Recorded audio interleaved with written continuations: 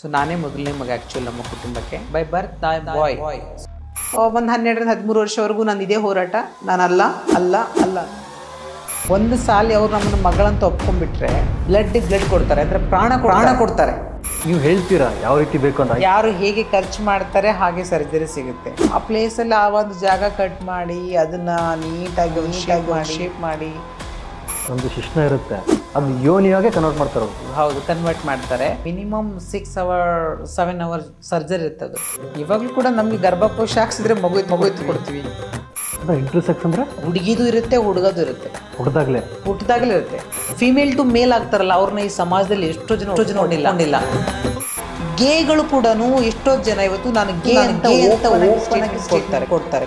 Bisexual ಅವ್ನು ಹುಡುಗನಾಗಿ ಹುಟ್ಟಿರ್ತಾನೆ, ಅವನಿಗೆ ಹುಡುಗಿಯರು ಇಷ್ಟ, ಟ್ರಾನ್ಸ್ ಇಷ್ಟ, ಗೇ ಇಷ್ಟ ಆ್ಯಂಡ್ ಹುಡುಗರು ಇಷ್ಟ. ಅವನು ಎಲ್ಲರ ಜೊತೆ ಸೆಕ್ಸ್ ಬೇಕಷ್ಟೇ. ಮೇಲ್ಗಡೆ ಅವರು ಬ್ರೆಸ್ಟ್ ಇಂಪ್ಲಾಂಟ್ ಮಾಡ್ಕೊತಾರೆ, ಕೆಳಗಡೆ ಅವರು ಬಾಯ್ ಥರ ಇರ್ತಾರೆ. ಸೆಕ್ಸ್ಗೋಸ್ಕರನೇ, ದುಡ್ಡಿಗೋಸ್ಕರ ಆ ಥರ ಜೀವನ ಮಾಡ್ತಾರೆ ಅವರು. ಶೀಮೇಲ್ಗಳು ಮೇಲೂ ಆಗ್ಬೋದು, ಫೀಮೇಲ್ ಆಗ್ಬೋದು, ಎರಡರಲ್ಲಿ ನಿಂತ್ಕೊಂಡಿರ್ತಾರೆ, ನಡೆಯೋ ಮಧ್ಯದಲ್ಲಿ ನಿಂತ್ಕೊಂಡಿರ್ತಾರೆ ಅವರು. ನಿನ್ನ ಜೆಂಡರ್ ಐಡೆಂಟಿಟಿ ನಿನ್ನ ಕೈಲಿದೆ, ನೀನಿಂದ ಒಪ್ಕೋಬೋದು. ಅದಕ್ಕೆ ಥರ್ಡ್ ಕಾಲಮ್ ಕೊಟ್ಟರು. ಎಷ್ಟೋ ಜನ ಹೇಳ್ಕೊಳ್ಳೋದಿಲ್ಲ ನಾನು ಟ್ರಾನ್ಸ್ಜೆಂಡರ್ ಅಂತ. ಒಳ್ಳೆ ಹುಡುಗಿ ಥರ ಸಂಸಾರ ಮಾಡ್ಕೊಂಡು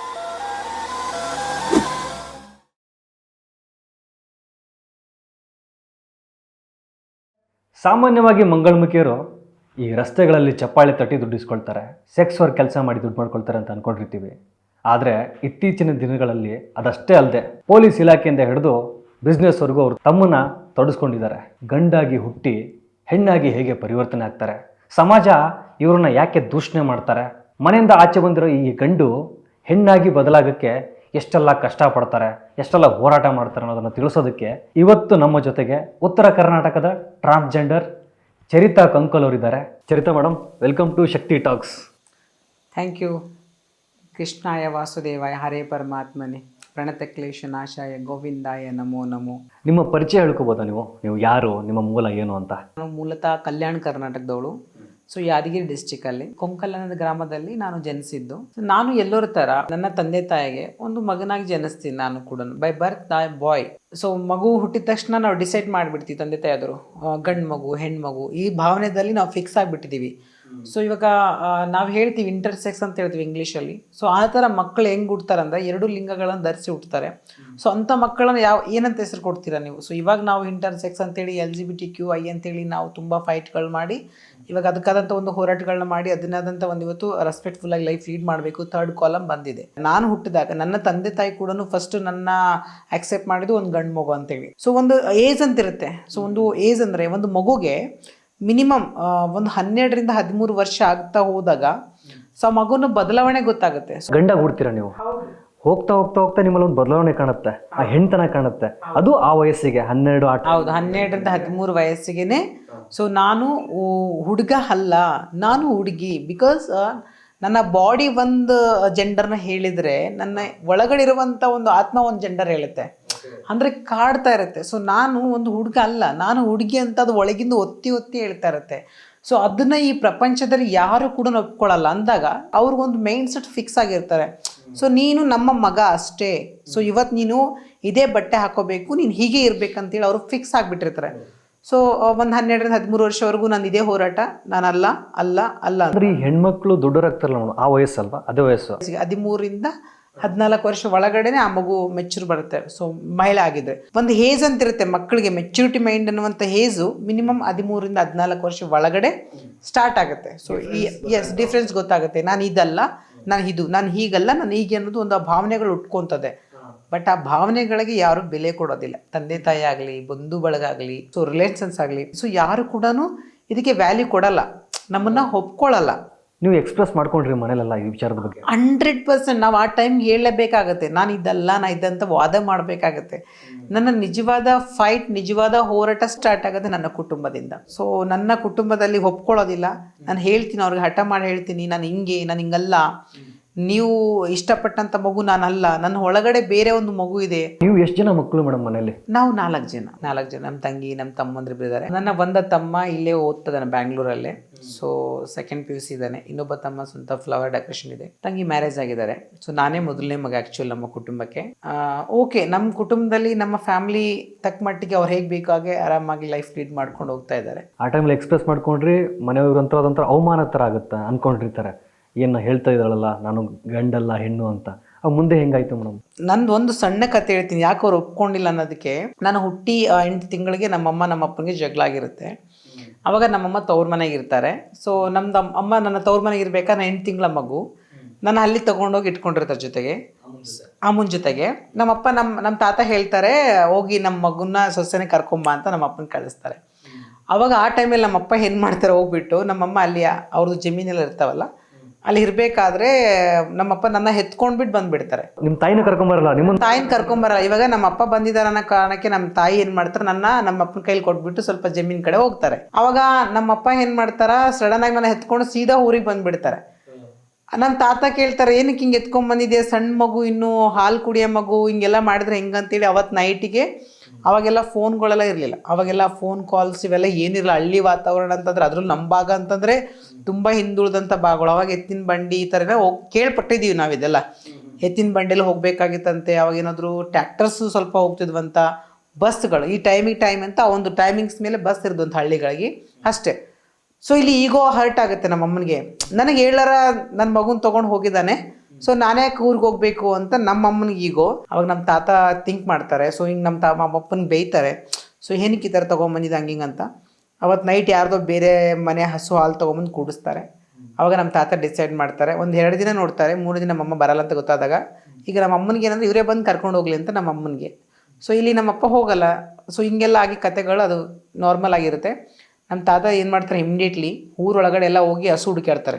ಅವಾಗ ನಮ್ಮ ತಾತ ಡಿಸೈಡ್ ಮಾಡಿ ನನಗೋಸ್ಕರ ಒಂದು ಎಮ್ಮೆನ ತಂದು ಕಟ್ತಾರೆ. ಬಿಕಾಸ್ ಹಸು ಸಿಗಲ್ಲ ಅವ್ರಿಗೆ ಆ ಟೈಮಲ್ಲಿ. ನನಗೆ ಹಾಲು ಕುಡಿಸ್ತಾರೆ. ಬಿಕಾಸ್ ಇವಾಗಲೂ ನಮ್ಮ ಊರಲ್ಲಿ ಹೇಳ್ತಿರ್ತಾರೆ, ನಿಮ್ಮ ತಾತ ನಿನ್ಗೆ ಬರೇ ಬೇರೆ ಮನೆ ಯಾಕೆ ಹಾಲು ಕುಡಿಸ್ಬೇಕಂತೇಳಿ ಸ್ವಂತನೇ ತೊಗೊಂಬಂದು ಕಟ್ಟಿದಂಥ ಒಂದು ಎಮ್ಮೆ ಕಟ್ತಾರೆ, ಒಂದು ಎಮ್ಮೆ ಕಟ್ತಾರೆ ನನಗೋಸ್ಕರ. ಸೊ ಅಂದ್ರೆ ನನ್ನ ಮೇಲೆ ಅಷ್ಟು ಪ್ರೀತಿ ನಮ್ಮ ತಾತನಿಗೆ. ನಾನು ಯಾವಾಗಲೂ ನಮ್ಮ ಅಪ್ಪ ಅಮ್ಮವ್ರ ಜೊತೆಗೆ ಬೆಳೆದಿಲ್ಲ ಜಾಸ್ತಿ. ನಾನು ನಮ್ಮ ತಾತ ನಮ್ಮ ಅಜ್ಜಿ ಜೊತೆಗೆ ಬೆಳೆದಿರೋದು. ನನ್ನ ಬೆಳವಣಿಗೆಲ್ಲ ಸ್ಟಾರ್ಟ್ ಆಗಿದೆ ಅಲ್ಲಿಂದ. ಸೊ ಆಮೇಲೆ ನಾವು ಪೂನಾದಲ್ಲಿ ಇರ್ತೀವಿ, ಬ್ಯಾಂಗ್ಳೂರಲ್ಲಿ ಇರ್ತೀವಿ. ನಮ್ಮ ಅಪ್ಪ ಅಮ್ಮ ಅವ್ರದ್ದು ಸ್ವಲ್ಪ ಓಕೆ ಅಲ್ಲಿ ಚೆನ್ನಾಗಿ ಇದ್ಕೊಂಡೇ ಬರ್ತೀನಿ. ಬಟ್ ನನಗೆ ಸೆಟ್ ಆಗೋದು ಲಾಸ್ಟಿಗೆ ನಮ್ಮ ತಾತ ಅಜ್ಜಿ ಅವ್ರ ಜೊತೆಗೆ ಬಿಟ್ಟು ನಾ ಎಲ್ಲಿ ಹೋಗೋದಿಲ್ಲ. ಆ್ಯಂಡ್ ನಮ್ಮ ಅಜ್ಜಿ ದಸ್ತೆಮ್ಮ ಅಂತೇಳಿ, ಅವರು ಬಂದ್ಬಿಟ್ಟು 100 ವರ್ಷ ಮೇಲೆ ಬದುಕಿದ್ದಾರೆ. ಈ ಹೆರಿಗೆ ಮಾಡ್ತಿದ್ರು. ಅವಾಗೆಲ್ಲ ಡಾಕ್ಟರ್ಸ್ ಎಲ್ಲ ಇರಲಿಲ್ಲ, ಸೂಲ್ಗಿತ್ತಿ ಅಂತ ಹೇಳ್ತಾರೆ. ಅವಾಗೆಲ್ಲ ಡಾಕ್ಟರ್ಸ್ ಇರಲಿಲ್ಲ. ಸೊ ಹಂಗಾಗಿ ನಮ್ಮ ಅಜ್ಜಿ ಕೂಡ ಆ ಥರ ಒಳ್ಳೆ ಹೆಸರು ಮಾಡ್ದಕ್ಕಿದ್ಲು. ಹಂಗಾಗಿ ನಮ್ಗದಂತೊಂದು ಗೌರವ ಇತ್ತು. ಸೊ ಹಂಗಾಗಿ ಇದು ಒಪ್ಕೊಳಕ್ ಅವ್ರಿಗೆ ಕಷ್ಟ ಆಯ್ತು. ಅಂದ್ರೆ ನನ್ನ ಗಂಡು ಮಗ ಹುಟ್ಟಿನಂತಂದಾಗ ಮೆರವಣಿಗೆ ಮಾಡಿಸಿ ನಮ್ಮ ತಾತ ಮನೆ ತುಂಬಿಸ್ಕೊಂಡಿದ್ರು. ಒಂದು 5 ದಿನ ಹಾಲು ಅನ್ನೋದಕ್ಕೆ ಒಂದು ಎಮ್ಮೆನೆ ತಂದು ಕಟ್ಟಿದವರು. ಸೊ ನನ್ನ ಮೇಲೆ ಇಷ್ಟು ಪ್ರೀತಿ ಇದ್ದಂಥವ್ರು, ಇಷ್ಟು ನಮ್ಮನ್ನ ಒಪ್ಕೊಂಡಂಥವ್ರು, ಅವ್ರು ಹೆಂಗೆ ಒಪ್ಕೊತಾರೆ ಹೇಳಿ? ನಾನು ಹಿಂಗೆ ಟ್ರಾನ್ಸ್ಜೆಂಡರ್ ಆಗ್ತಾ ಇದ್ದೀನಿ, ನನ್ನ ಬದಲಾವಣೆ ಆಗುತ್ತೆ, ಒಪ್ಕೊಳಕ್ಕೆ ಸಾಧ್ಯನೇ ಇಲ್ಲ. ಯಾವ ಕುಟುಂಬದವ್ರು ಕೂಡ ಒಪ್ಕೊಳ್ಳಲ್ಲ. ಸೊ ಹಂಗಂತೇಳಿ ನನಗೇನು ಸುಮ್ಮನೆ ಬಿಟ್ಟಿಲ್ಲ. ಅವರು ತುಂಬ ಹಿಂಸೆ ಕೊಟ್ಟರು, ಟಾರ್ಚರ್ ಕೊಟ್ಟರು. ನೀವು ಹುಡುಗಾನೆ ಅಂತ ಹೇಳಿದ್ರು. ನಮ್ಮ ಕಡೆ ಖಾರ ತಿನ್ನಿಸ್ತಾರೆ ಮಕ್ಕಳಿಗೆ. ಗಂಡು ಮಕ್ಕಳು ಅಂದ ತಕ್ಷಣ ಖಾರ ತಿನ್ನಬೇಕು, ಖಾರ ಜಾಸ್ತಿ ತಿನ್ನಬೇಕು, ಉಳ್ಳಾಗಡ್ಡಿ ತಿನ್ನಬೇಕು ಅಂತೇಳಿ ಭಾಳ ಹಿಂಸೆ ಕೊಡ್ತಾರೆ. ಆ ಥರ ಎಲ್ಲ ನನಗೆ ಸ್ವಲ್ಪ ಟಾರ್ಚರ್ ಆಯಿತು. ಸೊ ಆಮೇಲೆ ನಾನು ಫಸ್ಟ್ ನಾನ್ ವೆಜ್ಜೇ ತಿಂತಿರಲಿಲ್ಲ. ನಾನು ಒಂದು ಹೆಗ್ ನೋಡಿದ್ರು ತಿಂತಿರಲಿಲ್ಲ. ಈ ಥರ ನಾನು ಆಗಿದ್ದೆ ಆ ಥರ ಫಸ್ಟ್ ಸ್ಟಾರ್ಟಿಂಗು. ಅವಾಗ ಬೇಕಂತ ನನಗೆ ಹಿಂಸೆ ಕೊಟ್ಟು ಊಟ ನಾನ್ ವೆಜ್ ತಿನ್ನಿಸೋರು, ಹಿಂಗೆಲ್ಲ ಮಾಡ್ತಿದ್ರು. ಅಂದರೆ ಯಾವ್ದು ನನ್ನ ಲೈಫಲ್ಲಿ ಏನು ಬೇಡ ಅದು ನನಗೆ ಅಗೇನ್ಸ್ಟ್ ಆಗಿ ನಡ್ಕೊಂಬಂತು ಜೀವನದಲ್ಲಿ. ಇವತ್ತು ನನಗೆ ಇದಲ್ಲ ಅಂದಾಗ ಇದು ಯಾರೋ ಕೊಳಕ್ಕೆ ರೆಡಿ ಇಲ್ಲ, ನನಗಿದು ಬೇಡ ಅಂದಾಗ ಅದು ಜಬರ್ದಸ್ತಿ ನನಗೆ ನೀನು ತಗೋಬೇಕು ಅನ್ನೋಂಥ ನನ್ನ ಜೀವನದಲ್ಲಿ ಒತ್ತಡವಾದಂಥ ಲೈಫ್ನ ನಾನು ತುಂಬ ಲೀಡ್ ಮಾಡಿದೆ. ಆ ವಯಸ್ಸಿನಿಂದ ಹಳ್ಳಿಯಲ್ಲಿ ಬಂದಾಗ ಯಾವುದೂ ಒಪ್ಕೊಳ್ಳಿಲ್ಲ ಅವರು, ಯಾವುದೂ ಅವ್ರು ಅಕ್ಸೆಪ್ಟ್ ಮಾಡಲಿಲ್ಲ ಜೀವನದಲ್ಲಿ. ಹಂಗಾಗಿ ಅಲ್ಲಿಂದ ನಾನು ಬ್ಯಾಂಗ್ಳೂರ್ ಬರಬೇಕಾಯ್ತು. ಹೆಂಗೆ ಬಂದ್ರಿ ಮೇಡಮ್ ಬೆಂಗಳೂರಿಗೆ? ಪರಿಚಯ ಇದ್ರಾ ಏನು ಎತ್ತ? ಹೌದು, ನನ್ನ ಚಿಕ್ಕಪ್ಪ ಬ್ಯಾಂಗ್ಳೂರ್ಲಿದ್ರು. ನಮ್ಮ ಚಿಕ್ಕಪ್ಪ ಒಂದು ಒಳ್ಳೆ ಕಂಪ್ನಿಲಿ ಕೆಲಸ ಮಾಡ್ಕೊಂಡಿದ್ರು ಅವಾಗ ಅವರು. ನಂದು ಸ್ಕೂಲಲ್ಲೇ ಸ್ಟಾಪ್ ಮಾಡ್ತೀವಿ ನಾವು, ಓದೋಕ್ಕೆ ಮುಂದೆ ಆಗಲ್ಲ. ಸೊ 14 ವರ್ಷ ಅಂದರೆ ಜಸ್ಟ್ ತಿಳ್ಕೊಳ್ಳಿ ನೀವು. ಆ ವಯಸ್ಸಲ್ಲಿ ಸ್ಕೂಲ್ ಏನು ಬಿಡಬೇಕಾದಿರುತ್ತೆ ಅಲ್ಲಿ ಸ್ಟಾಪ್ ಮಾಡಿ ಬ್ಯಾಂಗ್ಳೂರ್ ನಾನು ಇಲ್ಲಿ ನಮ್ಮ ಚಿಕ್ಕಪ್ಪವ್ರು ತಿರ್ಗಾ ನನಗೆ ಅಡ್ಮಿಷನ್ ಮಾಡ್ತಾರೆ. ಸೊ ಇಲ್ಲೇ ಓದು ನೀನಂತೇಳಿ. ಅಲ್ಲಿ ನಾನೊಂದು 6 ತಿಂಗಳು ಕೂಡ ಓದಲ್ಲ. ನಮ್ಮ ಮನೆ ಬಂದುಬಿಟ್ಟು ದೊಡ್ಡ ಬೊಮ್ಮಸಂದ್ರದಲ್ಲಿತ್ತು. ಸೊ ನಾನು ಮತ್ತಿಕೇರಿಯಲ್ಲಿ ಓದ್ತಾ ಇದ್ದಿದ್ದು. ಸೊ ಗಣೇಶ್ ಸ್ಕೂಲಲ್ಲಿ. ಇಲ್ಲಿಂದ ನಾನು ಅಲ್ಲಿಗೆ ಹೋಗ್ಬೇಕಾದ್ರೆ ನಾನು ಟ್ರಾನ್ಸ್ ನೋಡ್ತಾ ಇದ್ದೆ ಲೈಫಲ್ಲಿ. ಸೊ ಇವ್ರ ಜೊತೆಗೆ ಡೈಲಿ ನಾನು ಸ್ಕೂಲ್ಗೆ ಹೋಗ್ಬೇಕಾದ್ರೆ ಬರಬೇಕಾದ್ರೆ ಇವ್ರನ್ನ ಮಾತಾಡಿಸ್ತಾ ಇದ್ದೆ. ಅವರು ಕೂಡ ನನ್ನ ಜೊತೆಗೆ ಚೆನ್ನಾಗೇ ಮಾತಾಡ್ತಿದ್ರು. ಆ ಒಂದು ಕನೆಕ್ಷನ್ ಅವ್ರಿಗೆ ಅರ್ಥ ಆಗ್ತಿತ್ತು. ನಮ್ಮ ಕಮ್ಯುನಿಟಿಯವ್ರ ಪೀಪಲ್ಸ್ ಯಾರು ಸಿಗ್ನಲಲ್ಲಿ ಇನ್ನೊಂದು ಜಾಗದಲ್ಲಿ ಇರ್ತಾರಲ್ಲ ಅವ್ರಿಗೆ ಗೊತ್ತಾಗ್ತಿತ್ತು. ಸೊ ಏನೋ ಈ ಹುಡುಗ ಡಿಫ್ರೆನ್ಸ್ ಕಾಣ್ತಾ ಇದೆ ಅಂತೇಳಿ ಆ ಒಂದು ಮೈಂಡ್ ಸೆಟ್ಟಲ್ಲಿ ಅವರಿದ್ದರು. ಸೊ ಅವಾಗ ನನ್ನ ಬರ್ಬೇಕಾದ್ರೆ ಮಾತಾಡ್ಸೋದು, ಚಾಕ್ಲೇಟ್ ಕೊಡೋದು, ನೀನು ನಮ್ಮ ಥರ ಆಗ್ತೀಯ, ನಮ್ಮ ಥರ ಆಗ್ತೀಯ, ಒಂಥರ ಟಾಂಗ್ ಕೊಡ್ತಾಯಿದ್ರು ಅವರು. ನನಗೆ ಒಂಥರ ಏನೋ confuse, so I mean to confuse ಅಲ್ಲ. ಅದಾದಮೇಲೆ ಒಂದಿನ ನಾನು ಹೋಗಿ ಅವ್ರಿಗೆ ಕೇಳ್ತೀನಿ ಡೈರೆಕ್ಟಾಗಿ, ಸೊ ನನಗೇನೋ ಬದಲಾವಣೆ ಇದೆ, ಮನೆ ಬಿಟ್ಟು ಬಂದುಬಿಡ್ಲಾ, ನೀವು ಕರ್ಕೊಂಡು ಹೋಗ್ತೀರಾ ನಿಮ್ಮ ಜೊತೆಗೆ ಇಟ್ಕೊತೀರಾ ಅಂತ ಕೇಳ್ತೀನಿ. ಅವರು ನಾವು ಮೊದಲೇ ಹೇಳಿದ್ದೀವಿ ಎಲ್ಲ ನಮ್ಮ ಜೊತೆಗೆ ಬರ್ತೀಯ ಅಂತ, ಸೊ ಅದೇ ಆಯಿತು ನೋಡಿದ ಸತ್ಯ ಅಂತ ಹೇಳ್ತಾಯಿದ್ರು. ಆವಾಗ ನಮ್ಮ ಮನೆಗೆ ಯಾರಿದಾರಂತೆಲ್ಲ ಕೇಳಿದಾಗ ನಾನು ಹೇಳಿದೆ ಚಿಕ್ಕಪ್ಪ ಇದ್ದಾರೆ, ಚಿಕ್ಕಮ್ಮ ಇದ್ದಾರೆ. ಸೊ ಅವಾಗ ಹೇಳಿದ್ಲು, ನೀನು ಜಸ್ಟ್ ಒಂದು ಪತ್ರ ಬರೆದಿಟ್ಟು ಬಿಟ್ಟು ಬಾ, ನಾನು ಹುಡುಗಬೇಡಿ ಅಂತ, ಅವಾಗ ನಾವು ಕರ್ಕೊಂಡು ಹೋಗ್ತೀವಿ ಅಂತ. ಅವಾಗೆಲ್ಲ ಟ್ರಾನ್ಸ್ ಹಾಕ್ತಾರೆ ಅಂತ ಗೊತ್ತಾದ್ರೆ ಅವ್ರು ಕರ್ಕೊಂಡು ಹೋಗ್ತಿದ್ರು. ಸೊ ಯಾಕೆ ಕರ್ಕೊಂಡು ಹೋಗ್ತಾರೆ ಅಂದರೆ ಆ ನೋವುಗಳನ್ನ ಅನುಭವಿಸಿ ಬಂದಿರ್ತೀವಿ ನಾವು. ಗುರುಗಳು, ನನ್ನ ಸೀನಿಯರ್ ಇದ್ದಾರಲ್ಲ, ಅವರೆಲ್ಲ ಈ ನೋವುಗಳನ್ನ ಅನುಭವಿಸಿ ಹೊರಗಡೆ ಬಂದಿರ್ತಾರೆ. ಸೊ ಹಂಗಾಗಿ ನಮ್ಮ ಥರ ಮಕ್ಕಳು ಯಾರಾದರೂ ಕಾಣಿಸ್ತಿದ್ರೆ ಅವ್ರಿಗೆ ಸಡನ್ಲಿ ಇಮಿಡಿಯೇಟ್ಲಿ ಅವ್ರನ್ನ ಒಪ್ಕೊಂಡು ಅಕ್ಸೆಪ್ಟ್ ಮಾಡಿ ಅವ್ರಿಗೇನು ಬೇಕು ಅದನ್ನೆಲ್ಲ ಪೂರೈಸುವಂಥ ಕೆಲಸ ನಮ್ಮ ಕಮ್ಯುನಿಟಿಯಲ್ಲಿ ಮಾಡ್ತಾರೆ. ಫಸ್ಟು ಕರ್ಕೊಂಡು ಹೋಗಿ ಬ್ಯಾಂಗ್ಳೂರು ವಿಜಯನಗರದಲ್ಲಿ, ಅಲ್ಲಿಂದ ನನಗೆ ಬಾಂಬೆ ಕರ್ಕೊಂಡು ಹೋಗ್ತಾರೆ. ಸೊ ಕರ್ಕೊಂಡು ಹೋಗಿದ ತಕ್ಷಣ ನಾನು ಕಮ್ಯುನಿಟಿ ಮಿಂಗಲ್ ಆಗ್ತೀನಿ. ಇದೊಂಥರ ದೊಡ್ಡ ವಿಚಿತ್ರವಾದ ಲೋಕ. ನಮ್ಮ ಲೈಫಲ್ಲಿ ನಾವು ನೋಡ್ಲಾರ ಲೋಕ, ನಾವು ಕಾಣ್ಲಾರ ಲೋಕ ಯಾವುದನ್ನಂದ್ರೆ ಈ ಲೋಕ ಅಂತ ನನಗೆ ನಮ್ಮ ಕಮ್ಯುನಿಟಿ ಜೊತೆ ಸೇರ್ಕೊಂಡ ಮೇಲೆ ಗೊತ್ತಾಗಿದೆ. ಅಂದರೆ ಇಲ್ಲಿ ತುಂಬ ಡಿಫ್ರೆಂಟ್ ಪೀಪಲ್ಸ್. ನಾವು ಒಂದು ಕುಟುಂಬದಲ್ಲಿ, ಒಂದು ಮನೆಯಲ್ಲಿ ಅಣ್ಣ ತಂಗಿ, ಅಪ್ಪ ಅಮ್ಮ, ಅಜ್ಜಿ ತಾತ, ಚಿಕ್ಕಪ್ಪ ಚಿಕ್ಕಮ್ಮ ಅಂದರೆ ಬದುಕ್ಬೋದಾ? ಸೊ ಒಂದು ಚೂರು ಎಡವಟ್ಟಾದರೂ ಇಡೀ ಕುಟುಂಬನೇ ಹೊಡೆದೋಗುತ್ತೆ, ಕರೆಕ್ಟ್ ಅಲ್ವಾ? ಆದರೆ ನನ್ನ ಸಮುದಾಯದಲ್ಲಿ ನಾನು ಯಾವಾಗ ಬಾಂಬೆ ಕರ್ಕೊಂಡು ಹೋಗ್ತಾರಲ್ಲ, ಅಲ್ಲಿ ದೊಡ್ಡ ಮನೆ ಇರ್ತದೆ, ನಾಯಕರೆಲ್ಲ ಇರ್ತಾರೆ, ನಮ್ಮ ಲೀಡರ್ಗಳಿರ್ತಾರೆ, ಬೇರೆ ಬೇರೆ ರಾಜ್ಯದಿಂದ, ಬೇರೆ ಬೇರೆ ಜಾತಿಯಿಂದ, ಬೇರೆ ಬೇರೆ ಮೈಂಡ್ ಸೆಟ್ ಇರೋ ಪೀಪಲ್ಸ್. ಅಂದರೆ ಒಬ್ರಿಗೊಬ್ಬರಲ್ಲಿ ನಾವು ಸಂಬಂಧಕ್ಕರೆ ಅಲ್ಲ, ನಾವು ಒಬ್ರಿಗೊಬ್ರು ನಮ್ಮ ಕುಟುಂಬದವರೇ ಅಲ್ಲ. ನಮ್ಮ ಭಾವನೆ ಬೇರೆ, ಅವಳ ಭಾವನೆ ಬೇರೆ, ನನ್ನ ಜಾತಿ ಬೇರೆ, ಅವಳ ಜಾತಿ ಬೇರೆ. ಈ ಥರ ಎಲ್ಲ ಜಾತಿಗಳು ಎಲ್ಲ ರಾಜ್ಯದಲ್ಲಿ ಎಲ್ಲ ಯಾವುದೋ ಮೂಲೆಗೆ ಹುಟ್ಟಿರ್ತಾರೆ. ಅವರೆಲ್ಲ ಸೇರಿಕೊಂಡು ಒಂದು ಮನೇಲಿ ಬದುಕ್ತಾ ಇದೀವಿ ಅಂದಾಗ ಆ ಅನ್ಯೂನ್ಯತೆ, ಆ ಭಾವನೆ ನೋಡ್ಕೊಳ್ಳಿ ನೀವು. ಅಂದರೆ ಎಷ್ಟು ಜನ ಇರ್ತಿದ್ರು ನಮ್ಮ ಮನೇಲಿ? ಅಲ್ಲಿ ಮಿನಿಮಮ್ ಒಂದು 30 ಮೆಂಬರ್ಸ್, 35 ಮೆಂಬರ್ಸ್, ಈ ದೊಡ್ಡ ಕುಟುಂಬದ ಥರ. ಅದೇ ಶಾಕ್ ಆಗಿದ್ದು. ನಾವು ಒಂದು ಮನೇಲಿ ಸ್ವಂತ ಚಿಕ್ಕಪ್ಪ ದೊಡ್ಡಪ್ಪ ಜೊತೆಗೆ ಬದುಕಕ್ಕಾಗಲ್ಲ, ಸ್ವಂತ ಅಣ್ಣ ತಮ್ಮ ಅಂತೂ ತನ್ನ ಕಿತ್ಕೊಂಡ್ರೆ ಎಷ್ಟು ಪ್ರಾಬ್ಲಮ್ ಆಗುತ್ತೆ. ಬಟ್ ನನ್ನ ಸಮುದಾಯದಲ್ಲಿ ನಾನೇನು ಕರ್ಕೊಂಡು ಹೋಗಿದ್ರಲ್ಲ ಮನೆಗೆ, ಅಲ್ಲಿ ಎಷ್ಟು ಚೆನ್ನಾಗಿ ಒಂದೇ ಟೈಮ್ ಊಟಗಳು ಮಾಡೋದು, ಎಲ್ಲ ಹಂಚ್ಕೊಂಡು ಕೆಲಸ ಮಾಡೋದು. ಇವಾಗ ನಾನು ಹೋಗಿದ್ರೆ ನನಗೆ ಅವರೇ ಬಂದು ಈ ಬಟ್ಟೆ ಹಾಕೋ ನೀನು ಚೆನ್ನಾಗಿರ್ತೀಯ, ಈ ಸಾರಿ ಹಾಕೋ ಚೆನ್ನಾಗಿ, ಅಂದರೆ ಈ ಪ್ರೀತಿ ಸಿಗ್ತಾ ಹೋದಾಗ ನನಗೆ ಅನಿಸಿದ್ದು ನನ್ನ ಲೈಫಲ್ಲಿ ಇದು ರಿಯಾಲಿಟಿ, ಇದನ್ನೇ ನನ್ನ ಜೀವನದಲ್ಲಿ ನಾನು ಅಳವಡಿಸ್ಕೋಬೇಕು, ಇದೇ ನನ್ನ ನಿಜವಾದ ಲೈಫ್ ಅಂತ ನನಗೆ ಒಂದು ವಾತಾವರಣದಲ್ಲಿ ಬದುಕ್ತಿರ್ಬೇಕಾದ್ರೆ ಅನ್ನಿಸ್ತು. ಆದರೆ ಭಗವಂತನಿಗೆ ಗೊತ್ತಿರುತ್ತೆ ಯಾವ ಟೈಮಲ್ಲಿ, ಯಾವ ಸಂದರ್ಭದಲ್ಲಿ ಯಾರಿಗೇನು ಕೊಡಬೇಕು ಅದನ್ನು ಕೊಡ್ತಾರೆ ದೇವರು. ಸೊ ಆ ಥರ ನನ್ನ ಜೀವನದಲ್ಲಿ ನನ್ನ ಮನೆತನ ಚೆನ್ನಾಗಿತ್ತು, ನನ್ನ ತಾತ ಚೆನ್ನಾಗಿದ್ರು, ಅಪ್ಪಮ್ಮ ಚೆನ್ನಾಗಿದ್ರು, ನಮ್ಮ ಹಳ್ಳಿ ಚೆನ್ನಾಗಿದೆ, ನನ್ನ ಊರು ಚೆನ್ನಾಗಿದೆ, ನಾನು ಒಳ್ಳೆ ಮಗುವಾಗಿ ಹುಟ್ಟಿದ್ದೀನಿ, ನನ್ನ ಲೈಫ್ ಚೆನ್ನಾಗಿತ್ತು. ಆದರೆ ನನ್ನ ಒಳಗಡೆ ಒಂದು ಬೇರೆ ಇತ್ತು, ಅದು ಅವ್ರು ಒಪ್ಕೊಂತಿರ್ಲಿಲ್ಲ. ನಾನು ಅಲ್ಲಿಂದ ಬೆಂಗಳೂರಿಗೆ ಹೋಗಿ ಬರಬೇಕಾಯ್ತು. ಇವರಿಲ್ಲಿ ನನಗೆ ಸರಿ ಅನ್ನಿಸ್ಲಿಲ್ಲ, ನಮ್ಮ ಕಾಕೋರು ಒಪ್ಕೊಳ್ಳಿಲ್ಲ, ನಾನು ಸ್ಕೂಲಲ್ಲಿ ಇಟ್ಕೊಳ್ಳಿಲ್ಲ. ಇಂಥವೆಲ್ಲ ವಾತಾವರಣ ನೋಡಿ ಲಾಸ್ಟಿಗೆ ಸುಮ್ಮನೆ ಹೋಗ್ತಾ ರೋಡಲ್ಲಿ ಮಾತಾಡಿಸಿದೆ. ಇಲ್ಲಿ ನೋಡಿದ್ರೆ ನನಗೆ ಸ್ವರ್ಗ ಸಿಗ್ತಾ ಇಲ್ಲ, ನಾನು ಏನು ಅಂದ್ಕೊಂಡಿದ್ದೆ ನನ್ನ ಜೀವನದಲ್ಲಿ ಅದು ಇಲ್ಲಿ ಸಿಕ್ತಪ್ಪ, ತೃಪ್ತಿ ಆಗ್ಬಿಟ್ಟೆ ಅನ್ನೋದು ಭಾವನೆ ನನಗೆ ಅಲ್ಲಿ ಬಂದಿದ್ದು ಅವ್ರು ನೋಡಿದ ತಕ್ಷಣ. ಸೊ ಅದಾದಮೇಲೆ ನಾನು ಅವ್ರ ಜೊತೆಗಿರ್ತೀನಿ, ನನ್ನ ಲೈಫ್ನ ಲೀಡ್ ಮಾಡ್ತಾ ಹೋಗ್ತೀನಿ, ಅವ್ರು ಏನೆಲ್ಲ ಹೇಳ್ತಾರೆ ನಾನು ಕೇಳ್ತಾ ಹೋಗ್ತೀನಿ. ನಮ್ಮಲ್ಲಿ ಒಂದು ಕಲ್ಚರಲ್ಲಿ ಒಂದು ರೀತಿ ರಿವಾಜ್ ಅಂತ ಇರುತ್ತೆ, ಚೇಲ, ನಾನಿ, ಆಮೇಲೆ ಭೇಟಿ. ಸೊ ಇದೆಲ್ಲ ನಮ್ಮಲ್ಲಿ ಗುರು, ದಾದ್ ಗುರು, ನಾನ್ ಗುರು, ಇವೆಲ್ಲ ಒಂದು ರಿಲೇಷನ್ಶಿಪ್ ಬಿಲ್ಡ್ ಮಾಡ್ತಾರೆ ನಮ್ಮಲ್ಲಿ. ಇವಾಗ ನನ್ನ ಯಾರು ಕರ್ಕೊಂಡು ಹೋಗಿರ್ತಾರೆ ಅವಳು ನನ್ನ ಅಮ್ಮ. ತಂದೆ ತಾಯಿ ಬಿಟ್ಟ ತಕ್ಷಣವೇ ನೆಕ್ಸ್ಟು ನಾನಿವಾಗೇನು ಅಪ್ಪಮ್ಮ ಹಾಕಿರೋ ಬಟ್ಟೆ ಇರುತ್ತಲ್ಲ ಅದನ್ನು ಬಿಚ್ಚಿ ಹಿಟ್ಟ ತಕ್ಷಣವೇ ಅವರೊಂದು ಬಟ್ಟೆ ಕೊಡ್ತಾರೆ, ಸಾರಿನೋ ಡ್ರೆಸ್ಸು. ಅದು ಉಟ್ಕೊಂಡು ಯಾರು ಉಡಿಸ್ತಾರೆ ನನಗೆ, ಅವ್ರು ನನ್ನ ನಿಜವಾದ ತಾಯಿ. ನೆಕ್ಸ್ಟ್ ಸ್ಟಾರ್ಟ್ ಆಗೋದು ನನ್ನ ಲೈಫ್ ಅಲ್ಲಿಂದ. ಅವ್ರಿಗೆ ನಿಮ್ಮ ತಾಯಿ ಅಲ್ಲಿಂದ ಸ್ಟಾರ್ಟ್ ಆಗೋದು ನನ್ನ ಲೈಫು. ಸೊ ಅಲ್ಲಿ ನನಗೆ ಒಂದು ಒಳ್ಳೆ ತಾಯಿ ಸಿಗ್ತಾಳೆ, ಆಮೇಲೆ ಒಳ್ಳೆ ಗುರು ಸಿಗ್ತಾರೆ, ನಾನಿ ಸಿಗ್ತಾರೆ, ದಾದಿ ಸಿಗ್ತಾರೆ, ಗುರುಬಾಯಿ ಸಿಗ್ತಾರೆ. ಗುರುಬಾಯಿ ಅಂದರೆ ಸಿಸ್ಟರ್ಸ್. ಸೊ ಈ ಒಂದು ಪ್ರೀತಿ ಅಲ್ಲಿ ಅವರು ಯಾರಂತ ಬ್ಲಡ್ ರಿಲೇಶನ್ಶಿಪ್ ಅಲ್ಲ, ಅದು ಬ್ಲಡ್ ರಿಲೇಶನ್ಶಿಪ್ ಅಲ್ಲ, ಆದ್ರೂ ಆ ಬ್ಲಡ್ ಕೊಡ್ತಾರೆ, ಅಂದರೆ ಪ್ರಾಣ ಕೊಡ್ತಾರೆ. ಒಂದು ಸಾಲಿ ಅವ್ರು ನಮ್ಮನ್ನ ಮಗಳಂತ ಒಪ್ಕೊಂಡ್ಬಿಟ್ರೆ, ಒಂದು ಸಾಲಿ ಇವಳು ನನ್ನ ಮೊಮ್ಮಗಳಂತ ಅವ್ರು ಒಪ್ಕೊಂಡ್ಬಿಟ್ರೆ, ಒಂದು ಸಾಲಿ ಇವ್ರು ನನ್ನ ಅಕ್ಕ ತಂಗಿ ಅಂತ ನನ್ನ ಸಮುದಾಯದಲ್ಲಿ ಒಪ್ಕೊಂಡ್ಬಿಟ್ರೆ, ಅದು ಅಕ್ಸೆಪ್ಟ್ ಮಾಡ್ಕೊಂಡ್ಬಿಟ್ರೆ ಪ್ರಾಣ ಕೊಡೋಕ್ಕೂ ರೆಡಿ ಇರ್ತಾರೆ. ಅಂದರೆ ಇದು ರಿಯಾಲಿಟಿ ಟ್ರಾನ್ಸ್ಜೆಂಡರಲ್ಲಿ. ಆ ಒಂದು ಮನೆಯಲ್ಲಿ ಒಬ್ಬರು ಗುರು, ನಾನು ಗುರು, ನಾಯಕ ಅಂತ ಇರ್ತಾರೆ. ಅವ್ರ ಅಂಡರಲ್ಲಿ ನಾವು ಬಂದಾಗ ಪ್ರತಿಯೊಂದು ವಿಷಯದಲ್ಲೂ ನಾವು ಹಂಚ್ಕೊಂಡು ತಿಂತೀವಿ, ನಮ್ಮಲ್ಲಿ ಜಾತಿನೇ ಬರೋದಿಲ್ಲ. ಸೊ ಅದು ನನಗೆ ತುಂಬ ಹೆಮ್ಮೆ ತಂದು ಕೊಟ್ಟಿರೋ ವಿಷಯ. ಬಿಕಾಸ್ ನಾನು ಒಂದು SC ಆದಾಗ ನನ್ನ ಜೀವನದಲ್ಲಿ ನಾನು ಕಂಡಂಥ ಒಂದು ಕಷ್ಟದಲ್ಲಿ, ಸೊ ಒಂದು 15 ವರ್ಷ ಹಿಂದೆ ಹೋದರೆ ಹಳ್ಳಿ ಭಾಗ ಹೆಂಗಿರುತ್ತೆ ಅಂತ ನಿಮ್ಗೆ ಗೊತ್ತು. ನೀರು ಎತ್ತಿ ಹಾಕೋದು, ಸೊ ನಾಷ್ಟ ಎತ್ತಿಂಗೆ ಅಲ್ಲಿ ಕೊಡೋದು, ಸಪ್ರೇಟ್ ಪ್ಲೇಟ್ ಅವ್ರಿಗೆ ಅಂದರೆ ಅವರೇ ಗ್ಲಾಸ್ ತೊಳ್ಕೊಂಡು ಅವರೇ ಕುಡ್ದು ಹೋಗ್ಬೇಕು ಚಾಯ್ನ. ಸೊ ಅವರೇ ಪ್ಲೇಟ್ನ ತಿನ್ಕೊಂಡ್ರೆ ಅವ್ರಿಗೆ ಪೇಪರಾಗಿ ಕೊಡೋದು. ಅಂದರೆ ದುಡ್ಡು ಕೊಡ್ತಾರೆ, ಎಲ್ಲರೂ ದುಡ್ಡು ಕೊಡ್ತಾರೆ. ನೋಡ್ರಿ, ಜಾತಿ ಇದು ಯಾಕೆ ನಾನು ಮೆನ್ಷನ್ ಮಾಡ್ತಾ ಇದ್ದೀನಿ ಅಂದರೆ, ನನ್ನ ಜೀವನದಲ್ಲಿ ನಡೆದಂಥ ಘಟನೆ. ಇವತ್ತು ಇಲ್ಲೊಂದು ಪ್ರೀತಿ ಸಿಕ್ಕಿತ್ತು, ನನ್ನ ಜೀವನದಲ್ಲಿ ಏನೋ ಒಂದು ಕಳ್ಕೊಂಬಂದೆ ಅಂದ ನನ್ನ ಒಬ್ಬಳ ಲೈಫಲ್ಲಿ ಆಗಿದ್ದಂತಲ್ಲ ಘಟನೆ, ಬಹಳಷ್ಟು ಜನಕ್ಕೆ ಆಗಿರುತ್ತೆ ಇದು. ಸೊ ಇವತ್ತು ಕೂಡ ಎಷ್ಟು ಹಳ್ಳಿಗಳೆಲ್ಲ ಆಗ್ತಾ ಇರುತ್ತೆ. ಸೊ ನಾನೊಂದು SC ಆಗಿರೋ ಕಾರಣಕ್ಕೆ ಈ ಮಾತು ಹೇಳ್ತಾ ಇದ್ದೀನಿ ಅನ್ಕೋಬೇಡಿ, ಇದು ರಿಯಾಲಿಟಿ ಹೇಳ್ತಾ ಇದ್ದೀನಿ ನಾನು. ಅಂಥ ಭಾವನೆ ನೋಡಿ ನಾನು ಹಳ್ಳಿ ವಾತಾವರಣದಲ್ಲಿ ನೋಡಿ ನಾನು ಬಂದಂಥವ್ರು ಬ್ಯಾಂಗ್ಳೂರಿಗೆ. ಸೊ ಅಲ್ಲಿಂದ ನಾನು ಈ ಕಮ್ಯುನಿಟಿಗೆ ಹೋದಾಗ ಇಲ್ಲಿ ಬ್ರಾಹ್ಮಣ್ಸ್ ಇದ್ದಾರೆ, ಲಿಂಗಾಯಸ್ ಇದ್ದಾರೆ, ಆಮೇಲೆ ಕುರುಬರಿದ್ದಾರೆ, ಎಷ್ಟಿದೆ ಎಲ್ಲ ಜಾತಿದವ್ರು ಇದ್ದಾರೆ. ಇಲ್ಲಿ ಜಾತಿಯ ಭೇದನ ಇಲ್ಲ. ಇಲ್ಲಿ ಎಲ್ಲ ಜಾತಿ ಇದ್ರೂ ಕೂಡ ಇಲ್ಲಿ ಜಾತಿ ಇಲ್ಲ. ಇಲ್ಲಿ ಭಾವನೆ ಹೆಂಗಿದೆ ಅಂದರೆ, ನನ್ನ ಗುರು ನಾನು ಚೇಲ, ಅವಳು ನನ್ನ ಮಗಳು, ನಾನು ಅವಳ ಅಮ್ಮ, ಈ ಭಾವನೆಯಲ್ಲಿ ಇಲ್ಲಿ ಬದುಕ್ತಾ ಇದ್ದಾರೆ. ಮಗಳಂತ ಅವ್ರು ಅಕ್ಸೆಪ್ಟ್ ಮಾಡಿದ್ಮೇಲೆ ಅದು ಲಕ್ಷ ರೂಪಾಯಿ ಖರ್ಚಾಗಲಿ ತಂದು ಕೊಡ್ತಾರೆ. ಸೊ ಇದು ಮಂಗಳಮುಖಿ ಇರುವಂಥ ರಿಯಾಲಿಟಿ ಆ್ಯಂಡ್ ಪ್ರೀತಿ. ಇದು ಎಷ್ಟೋ ಜನಕ್ಕೆ ಗೊತ್ತಿಲ್ಲ. ನೀವು ಸಂಪೂರ್ಣವಾಗಿ ಟ್ರಾನ್ಸ್ಜೆಂಡರ್ ಆಗಿ ಬದಲಾಗಿದ್ದು ಯಾವಾಗ? ಅಂದರೆ ಆ ಟ್ರಾನ್ಸ್ಫಾರ್ಮೇಷನ್ ಜರ್ನಿ ಹೆಂಗಿರುತ್ತೆ? ಸಮುದಾಯ ಜೊತೆ ನಾವು ಸೇರ್ಕೊಂಡಾಗ ಅವ್ರಿಗೆ ಯಾವುದೇ ಥರ ಹೊರಗಡೆ ಕಳಿಸೋದಾಗ್ಲಿ, ಕಲೆಕ್ಷನ್ ಕಳಿಸೋದಾಗ್ಲಿ, ಸ್ಟಾರ್ಟಿಂಗ್ ಯಾರೂ ಕಳಿಸಲ್ಲ. ಯಾವುದೇ ಕೆಲಸಕ್ಕೂ ನನ್ನ ಸಮುದಾಯ ಹೊರಗಡೆ ನಮ್ಮನ್ನು ಕಳಿಸಲ್ಲ. ಯಾಕಂದರೆ ನಾವು ತಂದೆ ತಾಯಿ ಮನೆಯಿಂದ ಹೋದಾಗ ನಾವು ನೋಡೋಕ್ಕೆ ಬಾಯ್ ಥರ ಕಟ್ಟಿಂಗ್ಸು, ಹೇರ್ಸು ಎಲ್ಲ ಇರ್ತವೆ. ಸೊ ಹಂಗಾಗಿ ಜನರು ನಮ್ಮ ಬಗ್ಗೆ ತಪ್ಪು ತಿಳ್ಕೊಬಾರ್ದು ಅಂಥೇಳಿ ಅವ್ರು ಯಾವುದೇ ಕಾರಣಕ್ಕೆ 1 ವರ್ಷ ಮಿನಿಮಮ್ ಹೊರಗಡೆ ಕಳಿಸೋದಿಲ್ಲ. ಮನೇಲಿ ಇದ್ಕೊಂಡು ನನ್ನ ಸಮುದಾಯ ಹಿರಿಯರು ಇರ್ತಾರಲ್ಲ, ಸೊ ಹಿರಿಯರ ಸೇವೆ ಮಾಡ್ಬೇಕು ನಾವಲ್ಲಿ. ಟೈಮ್ ಕಾಫಿ ಕೊಡೋದಾಗಲಿ, ಟೀ ಕೊಡೋದಾಗಲಿ, ಅವ್ರ ಪ್ಲೇಟ್ನ ತುಂಬ ಕ್ಲೀನಾಗಿ ತೊಳೆದಿಡಬೇಕು, ಅವ್ರ ಬೆಡ್ರೂಮ್ನ ತುಂಬ ಕ್ಲೀನಾಗಿ ಇಡಬೇಕು. ಸೊ ಈ ಥರ ಕೆಲಸ ಮಾಡಿಕೊಂಡು ನಮ್ಮ ಹಿರಿಯರ ಜೊತೆಗೆ ಅವರೆಲ್ಲೆಲ್ಲ ಫಂಕ್ಷನ್ಗೆ ಹೋಗ್ತಾರೆ, ನಮ್ಮಲ್ಲಿ ನ್ಯಾಯ ಪಂಚಾಯತ್ಗೆ ಹೋಗ್ತಾರೆ, ಸೊ ಅವ್ರ ಜೊತೆಗೆ ಓಡಾಡ್ಕೊಂಡು ಇರ್ಬೇಕು ನಾವು. ಸೊ ಹಂಗಾಗಿ ನಾನು 1 ವರ್ಷ ಕಾಲ ಆರಾಮಾಗಿದ್ದೆ. ಸೆಕೆಂಡ್ ಇಯರ್ ಸ್ಟಾರ್ಟ್ ಆದಾಗ ನನಗೆ ಕೂದಲಾಗಿದ್ದೆಲ್ಲ ಬೆಳ್ಕೊಂಡಾದ್ಮೇಲೆ ಅವ್ರು ಕೇಳ್ತಾರೆ, ಸರ್ಜರಿಗೆ ಹೋಗಬೇಕು ಅಂದ್ರೆ ರೆಡಿ ಇದೆಯಾ ಅಂತ ಕೇಳ್ತಾರೆ.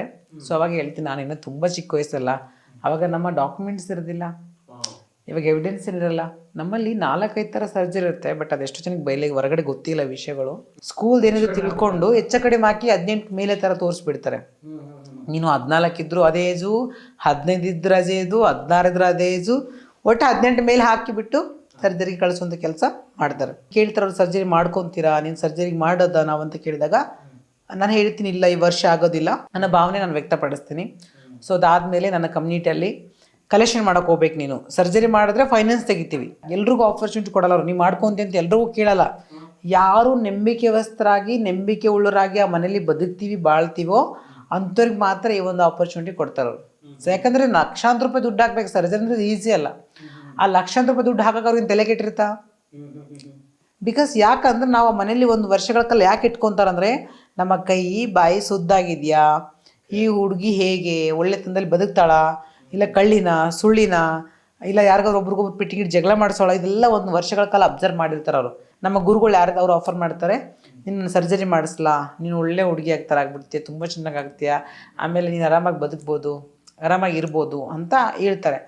ನಾನು ಅವಾಗ ಒಪ್ಕೊಳ್ಳಲ್ಲ ಸದ್ಯಕ್ಕೆ. ಬಿಕಾಸ್ ನನಗೆ ಭಯ ಅಲ್ಲ, ಸಣ್ಣ ಎಳೆ ಮೈ, ಇನ್ನೂ ಚಿಕ್ಕ ವಯಸ್ಸು. ಸೊ ಎಲ್ಲಿ ಏನಾರು ಮಾಡೋದು ನೋವು ತಳಿ, ಯಾಕಂದ್ರೆ ತುಂಬ ಜನ ನೋಡಿದ್ದೆ ಅದ್ರ ನೋವು ಹೆಂಗಿರುತ್ತೆ, ಅದ್ರ ಕಷ್ಟ ಹೆಂಗಿರುತ್ತೆ, ಅದ್ರ ಕಣ್ಣೀರು ಹೆಂಗಿರುತ್ತೆ ಅಂತ. ಅಂದ್ರೆ ನೀವು ಅಲ್ಲಿ ಇದ್ದಾಗ 1 ವರ್ಷಗಳ ಕಾಲ ಆ ಥರ ಸರ್ಜರಿ ಮಾಡಿಸ್ಕೊಂಡು ಬರೋರು ಇರ್ತಾ ಇದ್ರಲ್ಲಿ? ಹೌದು, ಇದ್ರು ಅದು ನೋಡಿದೆ. ಆಮೇಲೆ 3-4 ಥರ ಸರ್ಜರಿ ಇರುತ್ತೆ. ಸೊ ಲಿವಿಂಗ್ ರಿಲೇಷನ್ಶಿಪ್ ಮಾಡೋರು ಬೇರೆ, ಸೊ SRS ಮಾಡಿಸ್ಕೊಳ್ಳೋರು ಬೇರೆ, ನಾರ್ಮಲ್ ಸರ್ಜರಿ ಮಾಡಿಸ್ಕೊಳ್ಳೋರು ಬೇರೆ, ಇಲ್ಲ ನನ್ನ ಲೈಫಲ್ಲಿ ಒಂದು ಹುಡುಗರು ಮದುವೆಗೆ ಹೋಗ್ಬಿಡ್ಬೇಕು, ನಾವು ಹುಡುಗಿ ಥರ ಬದುಕಬೇಕು ಅನ್ನೋಂಥ ಆ ಥರ ಸರ್ಜರಿ ಮಾಡಿಸ್ಕೊಳ್ಳೋರು ಬೇರೆ. ಸೊ ಈ ಥರ ಸರ್ಜರಿಗಳು ಡಿಫ್ರೆಂಟ್ ಸರ್ಜರೀಸ್ ಇದೆ. ಸೊ ಅವಾಗ ಅವ್ರನ್ನೆಲ್ಲ ನೋಡಿದಾಗ ನನಗೆ ತುಂಬ ಕಷ್ಟ ಆಗೋದು. ಯಾಕೆ ಅಂದರೆ ಆ ಪ್ಲೇಸಲ್ಲಿ ಆ ಒಂದು ಜಾಗ ಕಟ್ ಮಾಡಿ ಅದನ್ನು ನೀಟಾಗಿ ಒಂದು ಶೇಪ್ ಮಾಡಿ, ನೀವು ಹೇಳ್ತೀರಾ ಯಾವ ರೀತಿ ಬೇಕು ಅಂತ, ಯಾರು ಹೇಗೆ ಖರ್ಚು ಮಾಡ್ತಾರೆ ಹಾಗೆ ಸರ್ಜರಿ ಸಿಗುತ್ತೆ. ಅವರವರ ಫೈನಾನ್ಷಿಯಲಿ ಹೇಗಿದ್ದಾರೆ ಅದ್ರ ಮೇಲೆ ಹೋಗ್ತಾರೆ. ಫೈನಾನ್ಷಿಯಲಿ ಫಿಟ್ ಇದ್ರು ನನ್ನ ಗುರು. ಸೊ ಅವರು ಅಂದ್ರೆ ನೀವು ಮನೆ ಸಂಬಂಧನೇ ಬರಲ್ಲ, ನಿಮ್ ಗುರು ಅಂದ್ರೆ ಗುರು ತಾಯಿ ಅವರೇ ನಿಮ್ಗೆ ಸಪೋರ್ಟ್ ಮಾಡೋದು? ಹೌದು. ನನಗೆ ತಂದೆ ತಾಯಿಯಿಂದ ನಾವು ಯಾವುದು 1 ರೂಪಾಯಿನೂ ತೊಗೊಂಡಿಲ್ಲ ನನ್ನ ಜೀವನದಲ್ಲಿ. ಇವಾಗ ನಾನೇನೋ ಬಟ್ಟೆ ಹಾಕೊಂಡಿದ್ದೀನಲ್ಲ, ಇದು ನಾನು ನಿಜವಾಗ್ಲೂ ನಾನು ಥ್ಯಾಂಕ್ಸ್ ಹೇಳ್ಬೇಕಂದ್ರೆ ನನ್ನ ಸಮುದಾಯಕ್ಕೆ, ನನ್ನ ಗುರುಗಳಿಗೆ, ನನ್ನ ಫ್ಯಾಮಿಲಿಗಲ್ಲ. ಫ್ಯಾಮಿಲಿ ನನಗೆ ಜೀವ ಕೊಟ್ಟಿದ್ದಾರೆ ಅಷ್ಟೇ. ನಿನ್ನ ಮಗು ಅಂತೇಳಿ ಭೂಮಿ ಮೇಲೆ ಹುಟ್ಟಿಸಿ ಬಿಟ್ಟದಂತ ಹೇಳ್ತಾರಲ್ಲ, ಹಂಗೆ ನನ್ನ ತಾಯಿ ತಂದೆ ನನಗೆ ಒಂದು ಜೀವ ಕೊಟ್ಟಿದ್ದಾರೆ. ಆ ಜೀವನ ಇವತ್ತು ಈ ಮಟ್ಟಕ್ಕೆ ಬೆಳೆದು ನಿಂತ್ಕೊಂಡಿದ್ದೀರ ಅದಕ್ಕೆ ಕಾರಣ ನನ್ನ ಸಮುದಾಯ, ನನ್ನ ಗುರುಗಳು.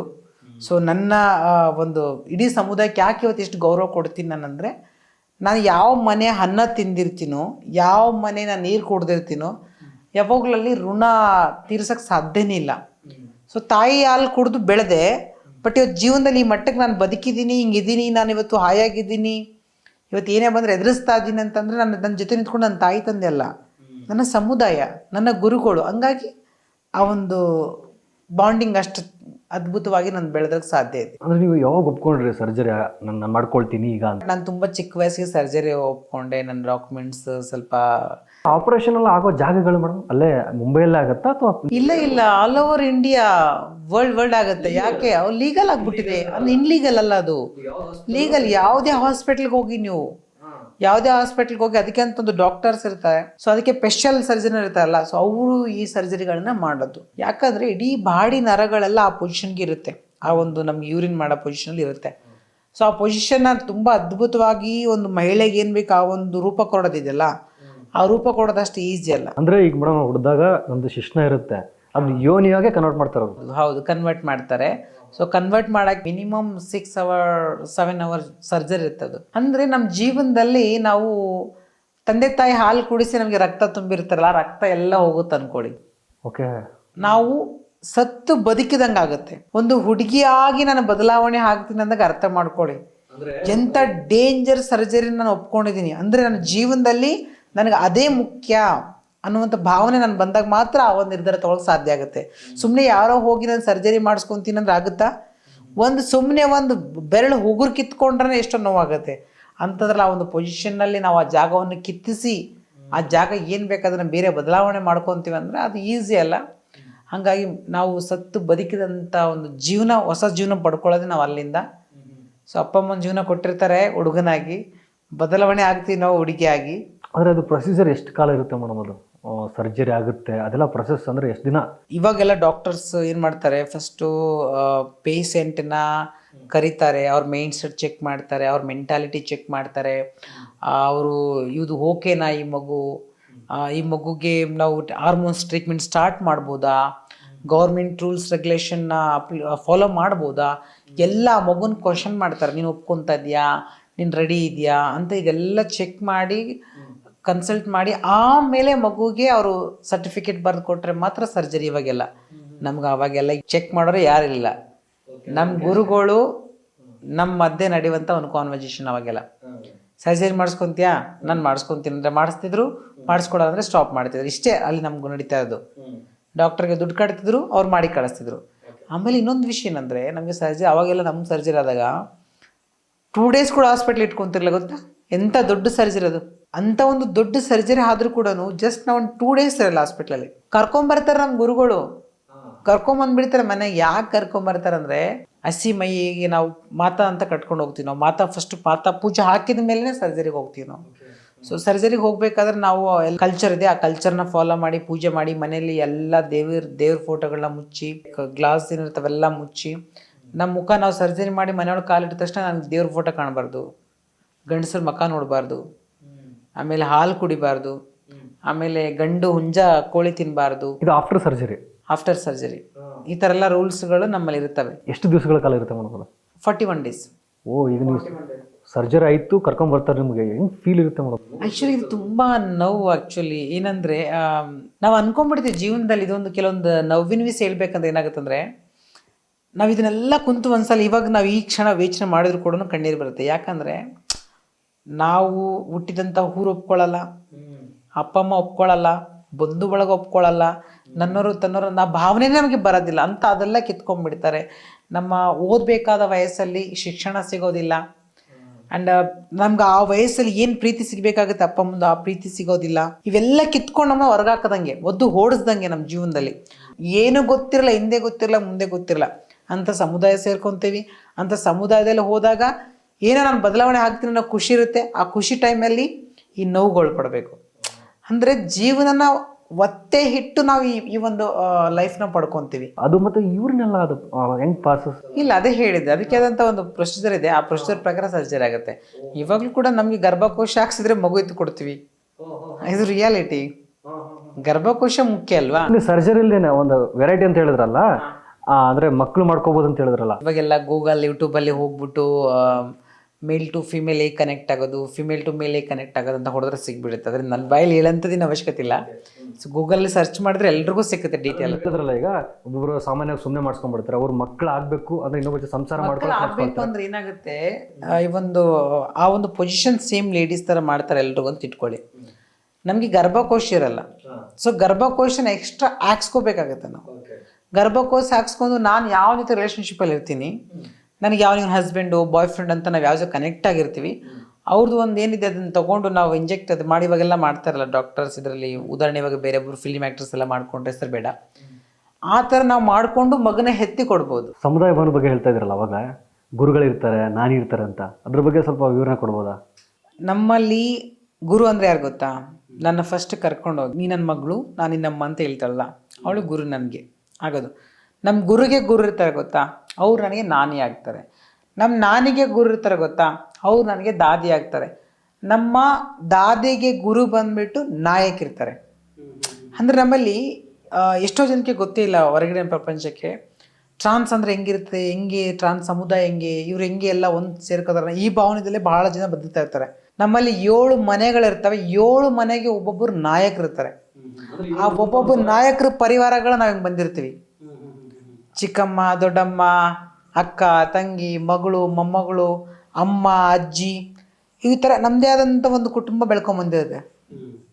ಅಂದರೆ ಒಂದೊಂದು ಮನೆಗೊಬ್ಬ ನಾಯಕ ಇರ್ತಾರೆ. ಆ ನಾಯಕ ಪರಿವಾರಗಳೆಲ್ಲ ನಾವು ಬರ್ತೀವಿ. ಹಿಂಗೆ ಈಗ ನಂದು ಉದಾಹರಣೆ ತಗೊಂಡ್ರೆ, ನಂದೊಂದು ಮನೆ ಇದೆ, ಆ ಮನೆ ಪರಿವಾರ ನಾನು ಬರ್ತೀನಿ. ಇನ್ನೊಬ್ಬರು ಇರ್ತಾರೆ ಟ್ರಾನ್ಸ್ಜೆಂಡರ್, ಅವ್ರ ಮನೆ ಪರಿವಾರ ಬರ್ತಾರೆ. ಅದರಲ್ಲಿ ದೊಡ್ಡವ್ರ ಗುರು ಆದರೆ ನಾವು ಅವ್ರಿಗೆ ಅಷ್ಟೇ ಗೌರವ ಕೊಟ್ಟು ಮಾತಾಡಬೇಕು.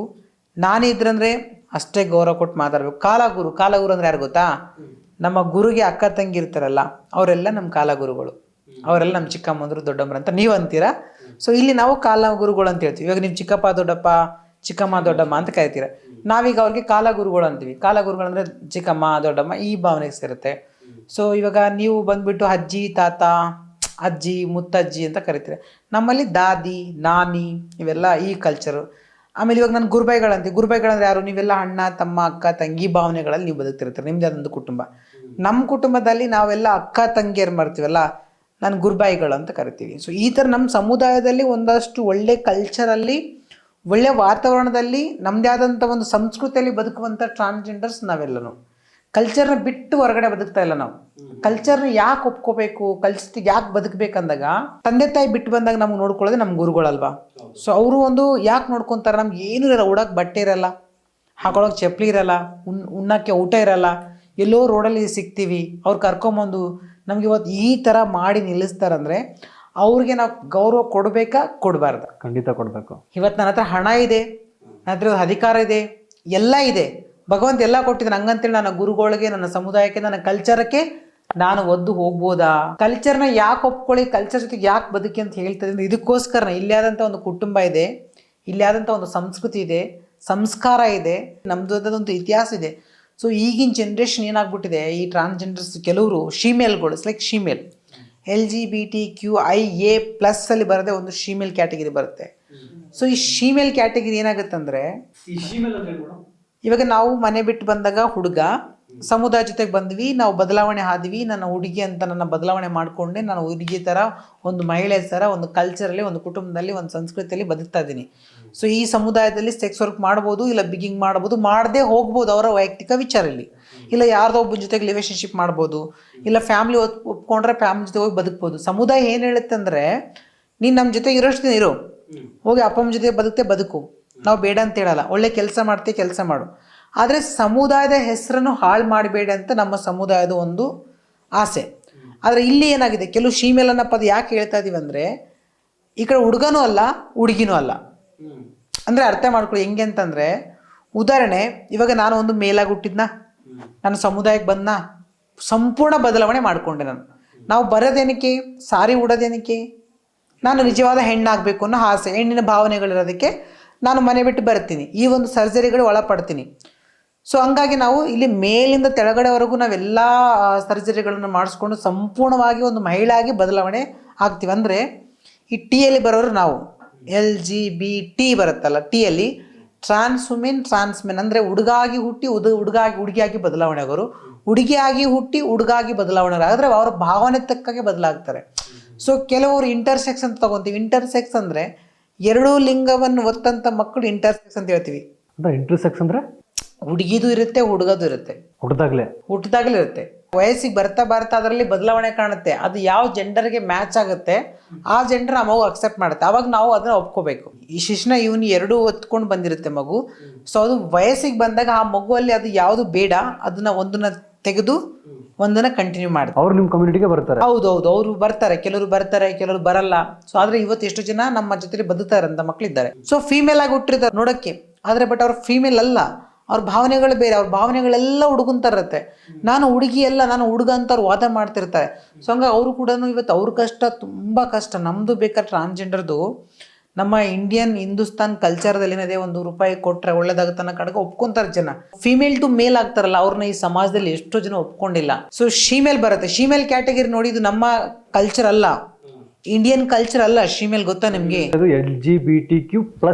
ಪ್ಲಸ್ ಅಲ್ಲಿ ಆಡ್ ಆಗ್ಬಿಡ್ತಾರೆ. ಯಾವ್ದನ್ನ ತಗೊಂಬನ್ನಿ ಪ್ಲಸ್ ಮಾಡಿ, ಯಾವುದೇ ಕ್ಯಾಟಗರಿ ಹಾಕೊಂಬನ್ನಿ ಪ್ಲಸ್ ಹಾಕಿ, ಫಿಮೇಲ್ ತೊಗೊಂಬಂದು ಹಾಕಿ ಪ್ಲಸ್ ಮಾಡಿ, ಮೇಲ್ ತೊಗೊಂಬಂದು ಹಾಕಿ ಪ್ಲಸ್ ಆಗಿ, ನನ್ನ ಭಾವನೆ ಇದಿದೆ ಪ್ಲಸ್ಸಿಗೆ ಹೋಗಿ, ನನ್ನ ಭಾವನೆ ಹಂಗಿದೆ ಪ್ಲಸ್ ಅಲ್ಲಿ ಎಲ್ಲನೂ ಇಲ್ಲಿ ಬರ್ತಾ ಇದ್ದಾರೆ. ಓಕೆ, ಆ್ಯಡ್ ಆಗ್ತಾ ಹೋಗ್ತಾ ಇದ್ದಾರೆ. ಬಟ್ ಆ ಪ್ಲಸ್ ಅಲ್ಲಿ ಆ್ಯಡ್ ಆಗೋವಂಥವ್ರು ರಿಯಾಲಿಟಿ ಹೇಳ್ತಾ ಇಲ್ಲ. ನಾನೊಂದು trans women, I am very proud for myself. ನಾನೊಂದು ಟ್ರಾನ್ಸ್ ವುಮೆನ್ ಅಂತ ಹೇಳ್ತೀನಿ. ಟ್ರಾನ್ಸ್ ಮೆನ್ ಆಗಿದ್ರು ಟ್ರಾನ್ಸ್ ಮೆನ್ ಅಂತ ಹೇಳ್ತಾರೆ.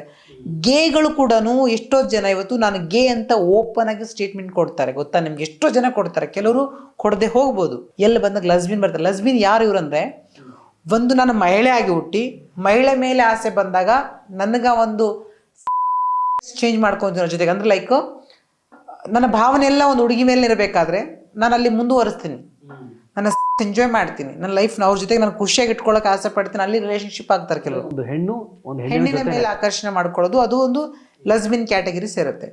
ಸೊ ಜಿ ಬಂದಾಗ ಗೇ ಕ್ಯಾಟಗರಿ ಬರುತ್ತೆ. ಗೇ ಅಂದರೆ ಯಾರು? ಒಬ್ಬ ಹುಡುಗನಾಗಿ ಹುಟ್ಟಿ ಇನ್ನೊಬ್ಬ ಹುಡುಗನಿಗೆ ತಾನು ಇಷ್ಟಪಡುವಂಥದ್ದು ಆಗಿರ್ಬೋದು, ಆ ಹುಡುಗನ ಒಂದು ಹಾವ ಭಾವನೆಗಳಾಗ್ಬೋದು. ನಾನು ಆ ಹುಡುಗನ ಜೊತೆ ಒಂದು ರಿಲೇಶನ್ಶಿಪ್ ಮಾಡ್ತೀನಿ, ಅವನೇ ನನಗೆ ಬಾಯ್ ಫ್ರೆಂಡು, ಅವನೇ ನನಗೆ ಎಲ್ಲ ಅಂತ ಆ ಭಾವನೆಗೊಳಪಟ್ಟು ಅವರು ಒಬ್ಬ ಗೇನ ಚಾಯ್ಸ್ ಮಾಡ್ತಾರೆ. ಇಲ್ಲ ಜಿಯಲ್ಲಿ ಬರುತ್ತವೆ. LGB ಬರುತ್ತೆ. ಬೈಸೆಕ್ಷುವಲ್ ಯಾರು ಗೊತ್ತಾ? ಉದಾಹರಣೆ, ಅವನು ಹುಡುಗನಾಗಿ ಹುಟ್ಟಿರ್ತಾನೆ, ಅವನಿಗೆ ಹುಡುಗಿಯರು ಇಷ್ಟ, ಟ್ರಾನ್ಸ್ ಇಷ್ಟ, ಗೇ ಇಷ್ಟ ಆ್ಯಂಡ್ ಹುಡುಗರು ಇಷ್ಟ. ಅವನು ಎಲ್ಲರ ಜೊತೆಗೂ ಮಾಡ್ತಾನೆ. ಅವನಿಗೆ ಕಾಮನ್ ಬೇಕಷ್ಟೇ. ಬೈಸೆಕ್ಷುವಲ್. ಇಲ್ಲ ಒಂದು ಹುಡುಗಿಯಾಗಿ ಹುಟ್ಟಿರ್ತಾಳೆ, ಅವಳು ಹುಡುಗಿ ಜೊತೆಗೂ ಮಾಡ್ತಾಳೆ, ಹುಡುಗನ ಜೊತೆಗೂ ಮಾಡ್ತಾಳೆ. ಸೊ ಅವಾಗ ಅವಳು ಬೈಸೆಕ್ಷುವಲ್ಗೆ ಆ ಒಂದು ಕ್ಯಾಟಗರಿಗೆ ಸಂಬಂಧಪಡ್ತಾಳೆ. ಕ್ಯೂ ಆಸ್ ಡಿಫ್ರೆಂಟ್ ಪರ್ಸನ್ಸ್ ನಾವು ನೋಡಿದ್ದೀವಿ. ಕ್ರಾಸ್ ಡ್ರೆಸ್ಸರ್ಸು, ತುಂಬ ವೆರೈಟಿ ಪೀಪಲ್ಸ್. ನಾನು ಇವಾಗ ಹಿಂಗಿದ್ದಾಗ ನಾಳೆ ಹಂಗಿರಲ್ಲ, ನಾಳೆ ಹಂಗಿದ್ದಾಗ ನಾನು ಹಿಂಗಿರಲ್ಲ. ಈ ಭಾವನೆಗಳು ಒಳಪಟ್ಟಂಥವ್ರು ಈ ಕ್ಯಾಟಗರಿಲಿ ಬರ್ತಾರೆ. ಡ್ರೆಸ್ಸಿಂಗ್ ಚೇಂಜ್ ಮಾಡ್ಕೊತಾರೆ. ಸೊ ಅವ್ರು ಇಷ್ಟ ಬಂದಂಗೆ ಅವ್ರೊಂದು ಮೆಂಟಾಲಿಟಿ ಮೇಲೆ ಹೋಗ್ತಿರ್ತಾರೆ.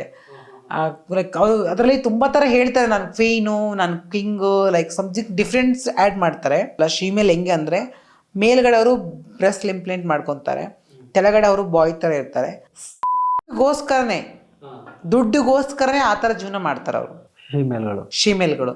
ಅವರು ಕಲ್ಚರ್ ಜೊತೆಗೆ ಸೇರ್ಕೊಳ್ಳಲ್ಲ, ಸಮುದಾಯ ಜೊತೆಗೆ ಸೇರ್ಕೊಳ್ಳಲ್ಲ. ಅವರು ಸಪ್ರೇಟಾಗಿ ಮನೆ ಮಾಡ್ಕೊತಾರೆ, ಎಲ್ಲೋ ಒಂದು ಆನ್ಲೈನ್ ಬಿಸ್ನೆಸ್ ಮಾಡ್ಕೊತಾರೆ. ಅವ್ರ ಲೈಫಲ್ಲಿ ಅದನ್ನೇ ಜೀವನ ಅನ್ಕೊಂಡು ಬದುಕ್ತಾ ಇರ್ತಾರೆ. ಎಲ್ಲ ನೋಡೋಕ್ಕೆ ಹುಡುಗಿ ಥರ ಕಾಣ್ತಿರ್ತಾರೆ. ಇವಾಗೆಲ್ಲ ಇಂಜೆಕ್ಷನ್ಸ್ ಬಂದಿದೆ, ಹಾರ್ಮೋನ್ಸ್ ಇಂಜೆಕ್ಷನ್ ಹಾಕೊಂಡ್ಬಿಟ್ರೆ ಫುಲ್ ಬಾಡಿ ಚೇಂಜ್ ಆಗಿಬಿಡುತ್ತೆ, ಕಲರ್ ಬಂದುಬಿಡ್ತಾರೆ, ಫುಲ್ ಸ್ಕಿನ್ ಚೇಂಜ್ ಆಗಿಬಿಡುತ್ತೆ, ನೋಡೋಕ್ಕೆ ಹುಡುಗಿ ಥರ ಕಾಣ್ತಾರೆ. ಬಟ್ ಅವರು ಓಪನ್ ಆಗಿ ಎಲ್ಲೂ ಹೇಳ್ಕೊಳ್ಳಲ್ಲ, ನಾನು ಟ್ರಾನ್ಸು, ನಾನು ಶೀಮೇಲ್ ಅಂತ ಎಲ್ಲಿ ಹೇಳ್ಕೊಳ್ಳಲ್ಲ. ಅವರು ಹೇಳ್ಕೊಳ್ಳೋದು ಬರೀ ಹುಡುಗಿ ಅಂತ. ಇಲ್ಲ ಕದ್ದು ಮುಚ್ಚಿ ರಾತ್ರಿ ರಾಣಿಯರ್ ಅಂತ ಕೇಳಿದೀವಿ, ಗೊತ್ತಾ? ರಾತ್ರಿ ರಾಣಿಯರ್ನ ಕೇಳಿದ್ದೀರಾ? ಸೊ ರಾತ್ರಿ ರಾಣಿಯರ್ ಲೈಫ್ ಅಂದ್ರೆ ಜಾಸ್ತಿ ಶೀಮೇಲ್ದು. ಥೈಲ್ಯಾಂಡು, ಬ್ಯಾಂಕಾಕ್ ಅಲ್ಲಿ ಎಲ್ಲ ಇರ್ತಾರೆ, ಗೊತ್ತಾ? ಅಂದ್ರೆ ಅದೇ ಹೇಳಿದ್ದಾರೆ, ಇಂಡಿಯನ್ ಕಲ್ಚರ್ ಅಲ್ಲ ಇದು, ಇಂಡಿಯನ್ ಸಂಸ್ಕೃತಿ ಅಲ್ಲ. ಶೀಮೇಲ್ದು ಇಂಡಿಯನ್ ಸಂಸ್ಕೃತಿ ಅಲ್ವೇ ಅಲ್ಲ. ಟ್ರಾನ್ಸ್ದು ಇಂಡಿಯನ್ ಸಂಸ್ಕೃತಿ ಇದೆ, ನಮ್ದು ಹಿಸ್ಟ್ರಿ ಇದೆ, ಇತಿಹಾಸ ಇದೆ. ಶೀಮೇಲ್ದು ಅಲ್ಲ. ನಾನು ಇವಾಗಲೂ ಶೀಮೇಲ್ ಅಗೇನ್ಸ್ಟ್ ಇದ್ದೀನಿ. ಇವತ್ತು ಸುಪ್ರೀಂ ಕೋರ್ಟು ನಾಸಾ ಜಜ್ಮೆಂಟಲ್ಲಿ ಹೇಳಿದೆ, ನಿನ್ನ ಜೆಂಡರ್ ಐಡೆಂಟಿಟಿ ನಿನ್ನ ಕೈಲಿದೆ, ನೀನು ಏನು ಬೇಕು ಒಪ್ಕೋಬೋದು. ಅದಕ್ಕೆ 3rd ಕಾಲಮ್ ಕೊಟ್ಟರು. ಈ 3rd ಕಾಲಮ್ ಕೊಟ್ಟಿದ್ದು ನನ್ನ ರಿಯಲ್ ಐಡೆಂಟಿಟಿನ ಒಪ್ಪಿಸ್ಬೇಕಲ್ಲಿ ಅಂತ ಗೌರ್ಮೆಂಟ್ಗೆ. ಸೊ ಇವತ್ತೇನಾಗಿದೆ ಅಂದರೆ, ನನ್ನ ಐಡೆಂಟಿಟಿ ನಾನು ಮುಚ್ಚಿಟ್ಬಿಟ್ಟು ಬೇರೆ ಐಡೆಂಟಿಟಿನ ತೋರಿಸ್ತಾ ಇದ್ದೀನಿ. ತಪ್ಪಲ್ವಾ? ಕಾನೂನಿಗೆ ಮಾಡ್ತಾರೆ ಅನ್ಯಾಯ ಅಲ್ವಾ? ಸಂವಿಧಾನಕ್ಕೆ ಮಾಡ್ತಾರೆ ಅನ್ಯಾಯ ಅಲ್ವಾ? ಇಡೀ ಒಂದು ಸಮುದಾಯಕ್ಕೆ ಮಾಡ್ತಾರೆ ಅನ್ಯಾಯ ಅಲ್ವಾ? ನಾವು ಅಂಥ ಶೀಮೇಲ್ಗಳಿಗೆ ಪ್ರಶ್ನೆ ಮಾಡಿದ್ರೆ ಅವ್ರು ಹೋಗಿ ನಮ್ಮ ಮೇಲೆ ಕೇಸ್ಗಳಾಗ್ತಾರೆ. ನೀವು ನೋಡಿದ್ದೀರಾ ಶಿಮೇಲ್ಗಳನ್ನ? 100% ತುಂಬ ಜನ ಇದ್ದಾರೆ. ಮುಂದೆ ಒಂದಿನ ಅಂತ ಟೈಮ್ ಬಂದರೆ ಪ್ರತಿಯೊಂದು ಶೀಮೇಲ್ ಹೆಸರು ಕೂಡ ನಾನು ಹೇಳ್ತೀನಿ. ಇವತ್ತು ಕೂಡ ಕರ್ನಾಟಕದಲ್ಲಿ ತುಂಬ ಜನ ಫೇಮಸ್ ಇದ್ದಾರೆ, ತುಂಬ ಜನ ರಿಯಾಲಿಟಿ ಶೋಗಳಿಗೆ ಹೋಗಿದ್ದಾರೆ, ತುಂಬ ಜನ ಪಾಡ್ಕಾಸ್ಟಲ್ಲಿ ಹೋಗಿದ್ದಾರೆ, ತುಂಬ ಜನ ತುಂಬ ಥರ ನಟನೆ ಮಾಡ್ಕೊಂಡು ಜೀವನ ಮಾಡ್ತಾ ಇದ್ದಾರೆ. No problem. ನಮ್ಮ ಕರ್ನಾಟಕದ ಜನರು ಮುದ್ದರಲ್ಲ, ದಡ್ರಲ್ಲ. ಏನೋ ಟ್ರಾನ್ಸ್ಜೆಂಡರ್ ಬಿಡು ಅಂತ ಒಪ್ಕೊಂಡಿರ್ತಾರೆ ಅವ್ರನ್ನ. ಅವ್ರ ರಿಯಲ್ ಐಡೆಂಟಿಟಿನ ಎಷ್ಟು ಜನ ಮುಚ್ಚಿಡ್ತಾರೆ, ಮುಚ್ಚಿಡ್ಲಿ. ಒಂದಲ್ಲ ಒಂದಿನ ಕರ್ನಾಟಕದಲ್ಲಿ ನನ್ನಂಥವ್ರು ಯಾರೊಬ್ರು ಬರ್ತಾರೆ, ಆ ವಿಷಯನ ಬಹಿರಂಗ ಪಡಿಸ್ತಾರೆ. ಹೆಸರು ಸಮೇತ ಬಹಿರಂಗ ಪಡಿಸ್ತೀವಿ, ನಮಗೇನು ಭಯ ಇಲ್ಲ.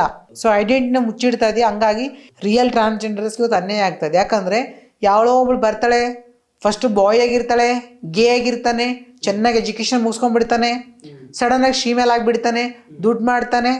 ಆಮೇಲೆ ಬೇಕಾದ್ರೆ ಅವ್ನು ದುಡ್ಡು ಮಾಡಿದ ತಕ್ಷಣ ಬ್ರೆಸ್ಟ್ನ ತೆಗೆಸ್ಬಿಟ್ಟು ಹುಡುಗನ ಥರ ಹೋಗ್ಬಿಡ್ಬೋದು, ಮತ್ತೆ ಇಂಜೆಕ್ಷನ್ ರಿಪೀಟ್ ಇಂಜೆಕ್ಷನ್ ಹಾಕೊಡ್ಬೋದು. ಶೀಮೇಲ್ಗಳ್ದು ಹೆಂಗೆ ಕತೆ ಅಂತ ಹೇಳ್ಬಿಡ್ತೀನಿ ಕೇಳಿ. ಮೇಲೆ ಬ್ರೆಸ್ಟ್ ಇಂಪ್ಲಾಂಟ್ ಮಾಡ್ತಾರೆ, ಕೆಳಗಡೆ ಬಾಯ್ ಥರ ಇರ್ತಾರೆ. ಅವರು ಬರೀ ಅದೇ ಜೀವನನೇ ದುಡ್ಡು ಮಾಡೋಕ್ಕೆ ಅದು ಆ ಒಂದು ಕೆಟ್ಟ ದಂಧೆ ಮಾಡೋದವರು. ಹಾಂ, ಆಮೇಲೆ ಅವರು ತುಂಬ ಈ ಡೇಟಿಂಗ್ ಆ್ಯಪ್ಗಳಲ್ಲಿ ಓಪನ್ ಆಗಿ ಹಾಕೊಂಡ್ಬಿಟ್ಟಿರ್ತಾರೆ ನಾನು ಶೀಮೇಲ್ ಅಂತ ಹೇಳ್ಬಿಟ್ಟು. ಬಟ್ ಹೊರಗಡೆ ಬಂದವ್ರು ಯಾವತ್ತೂ ಶೀಮೇಲ್ ಅಂತೇಳಿ ಅವ್ರ ಐಡೆಂಟಿಟಿ ಯಾವತ್ತೂ ಶೀಮೇಲ್ ಅಂತ ಹೇಳಲ್ಲ, ಟ್ರಾನ್ಸ್ಜೆಂಡರ್ ಅಂತ ತಿಳ್ಕೊಂಡ್ಬಿಡ್ತಾರೆ. ಅವ್ರು ಏನೇ ಕಿತಾಪತಿ ಮಾಡಿದ್ರು ಕಮ್ಯುನಿಟಿ ಮೇಲೆ ಎತ್ತಾಕ್ಬಿಡ್ತಾರೆ. ಸೊ ನೋಡಿ, ಇಲ್ಲಿ ರಿಯಲ್ ಮಂಗಳಮುಖಿಯರು ತೊಂದರೆ ಆದಂಗಲ್ವಾ, ರಿಯಲ್ ಮಂಗಳಮುಖಿಯರಿಗೆ ಅನ್ಯಾಯ ಆದಂಗಲ್ವಾ. ಎಷ್ಟು ಜನ ಅನ್ಕೊಳ್ಳೋದು ಅವ್ರು ಟ್ರಾನ್ಸ್ಜೆಂಡರ್, ಬಟ್ ಟ್ರಾನ್ಸ್ಜೆಂಡರ್ ಅಲ್ಲಲ್ಲ. ಟ್ರಾನ್ಸ್ಜೆಂಡರ್ ಕಷ್ಟ ನಮ್ಗೆ ಗೊತ್ತಲ್ಲ. ನೀ ಬರೀ ಯಾವುದೋ ಒಂದು ಬ್ರೆಸ್ಟ್ ಇಂಪ್ಲಾಂಟ್ ಮಾಡಿಸ್ಕೊಂಡ ತಕ್ಷಣ ಟ್ರಾನ್ಸ್ಜೆಂಡರ್ ಆಗ್ಬಿಡ್ತೀಯಾ? ಅಂದ್ರೆ ಅವ್ರು ಇಂಜೆಕ್ಟ್ ಮಾಡ್ಕೊಳ್ತಾರಾ ಹಾರ್ಮೋನ್ಸ್ಗಳನ್ನ? ಹೌದು, ಹಾರ್ಮೋನ್ಸ್ ಇಂಜೆಕ್ಟ್ ಮಾಡ್ತಾರೆ. ಇಂಜೆಕ್ಟ್ ಮಾಡೋದ್ರಿಂದ ಫುಲ್ ಸ್ಕಿನ್ ಚೇಂಜ್ ಆಗುತ್ತೆ. ನಿಮ್ಮ ಥರ ಯಾವುದೇ ರೀತಿ ಆಪರೇಷನ್ ಅಲ್ಲ, ರಿಯಾಲಿಟಿ. ನಾವು ಯಾವುದು ಹಾರ್ಮೋನ್ಸ್ ಇಂಜೆಕ್ಷನ್ ತಗೊಂಡಿಲ್ಲ, ಹಾರ್ಮೋನ್ಸ್ ಟಾಬ್ಲೆಟ್ ತಗೊಂಡಿಲ್ಲ. ನಮ್ಮ ಹೇರ್ ನೋಡಿ, ನನ್ನ ಹೇರ್ ಕೂಡ ಕರೆಕ್ಟಾಗಿ ಬಾಚ್ಕೊಂಡಿಲ್ಲ.